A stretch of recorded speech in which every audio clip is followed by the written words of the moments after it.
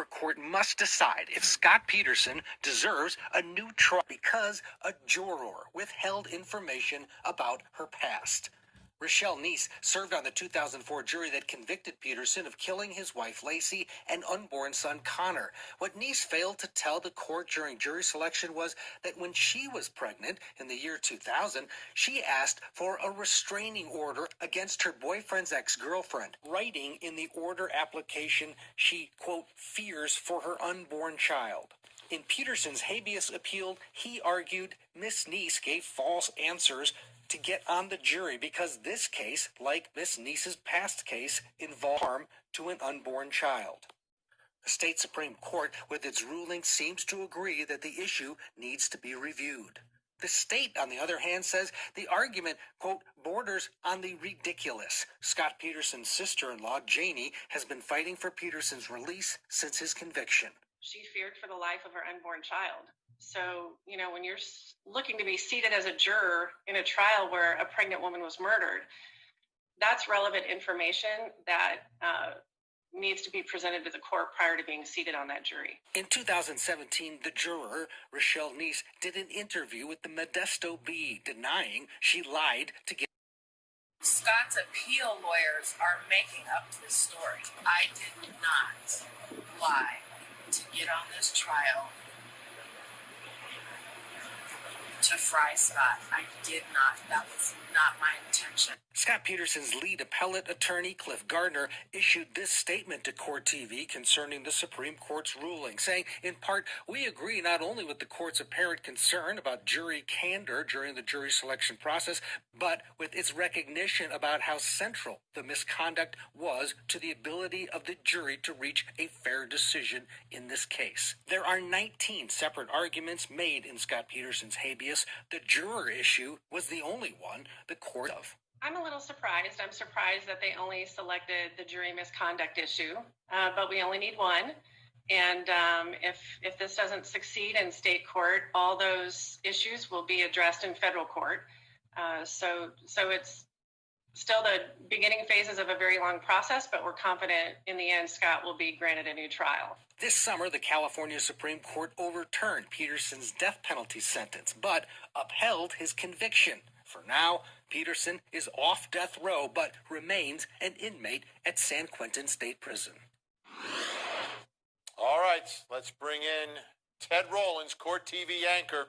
I guess I shouldn't be shocked that it was Rochelle Neese as the juror that is in the midst of all this. During the trial, for those who watched it back in the day here on Court TV, she was the one that was being referred to as Strawberry Shortcake.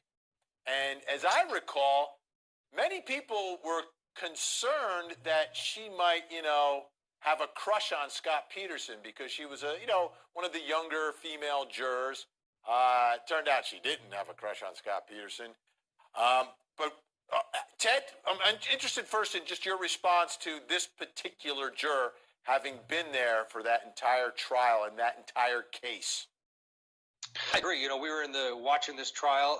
You and I were both in the courtroom, and that was the one juror we thought, the defense has her because she kept looking over at Peterson. Little did we know she was seething and staring at him because after the conviction, she in the press conferences and when she was interviewed, she had some real hatred for the guy. It's interesting. This is a decision that this court made, the Supreme Court. This was the one thing that really did stick out as something that was wrong with the longest of 19 issues that Scott Peterson brought up in his habeas, and this is the one that the Supreme Court globbed onto. All right, so there's two different appeals going on here at once. Explain it for us. And so we got the appeal, we've got the habeas state court. What's going on and what's next here? Yeah, so you have a direct appeal, which can only appeal what happened at trial. And the Supreme Court looked at that and they said, you know what, we agree. He shouldn't have gotten the death penalty because of some other jury issues during voir dire and the death penalty. But they said, no, we're not giving you a new trial. We're upholding the conviction. So that's where this one sits. This one sits in Stanislaus County now. They have to make a decision. Do we want to retry the penalty phase against Peterson, go for the death penalty, life without parole? The other side is this habeas. That's a totally separate appeal. And in the habeas, you can bring in new evidence. things that weren't brought in at trial. And in this habeas, this is where they brought up Michelle Neese, the juror, but they also brought up several other items that they thought needed to be looked at by this court, including new evidence surrounding Lacey walking the dog, about that burglary across the street, about a phone call from jail. I talked to Janie Peterson today a little bit about that other evidence that, by the way, the Supreme Court looked at and said, not compelling. They didn't go for it. Here's what she said. Scott's habeas petition outlined evidence that wasn't heard in court. It outlined that Lacey was alive and walking the dog the morning that she went missing. This took place after Scott left for the day. If Lacey's walking the dog, Scott is innocent. It outlined from the mailman that corroborates that Lacey was walking the dog. It further goes on to talk about the evidence that's been collected that Lacey confronted or encountered the burglars across the street. There was a burglary that occurred across the street the day that Lacey went missing. And, we've been investigating this entire time, so we have 5 more years of information. So we're looking forward to our day in court so the public can hear that Scott is innocent. So, Vinny, on the habeas section, the Supreme Court this week said, we agree with you on some level. We need more information on this juror issue. So what the Supreme Court has done, they have said it in order to show cause down to San Mateo County, saying, all right, you now tell us, the Supreme Court, why we shouldn't grant this guy a new. What's going to happen is they'll have to file something by next month, November 13th, I think it is, and then that will start the back and forth.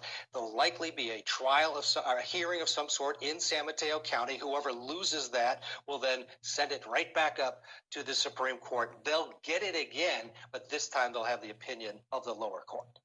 Yeah, this is unreal.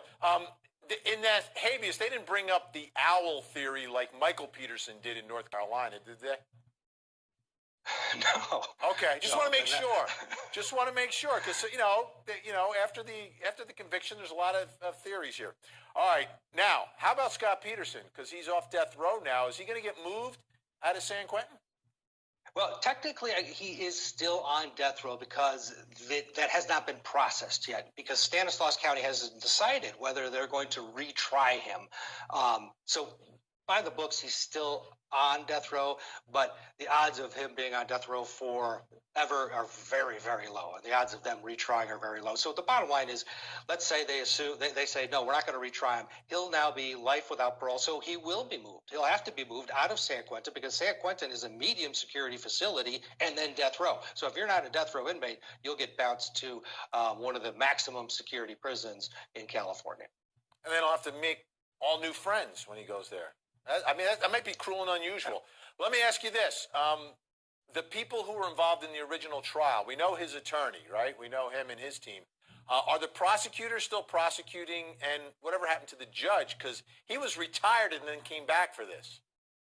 Yeah, sadly, Alfred DeLucchi, the judge, passed away a number of years ago, so he's not involved. Rick DeStasso, one of the main prosecutors, one of the lead prosecutors, he became a judge, actually. And I don't know if you remember Birgit Fladinger. She was one of the prosecutors that was brought in midstream to kind of shore up the case, and she had a great relationship with the jury. She's now the DA down in Stanislaus County, so it'll be up to her whether to retry him on the penalty phase. And as for Mark Garagos and his team, they're still around, but Scott is now being represented by Cliff Gardner out of Berkeley, who's a fantastic appellate attorney. All this information, but it's a little too scary.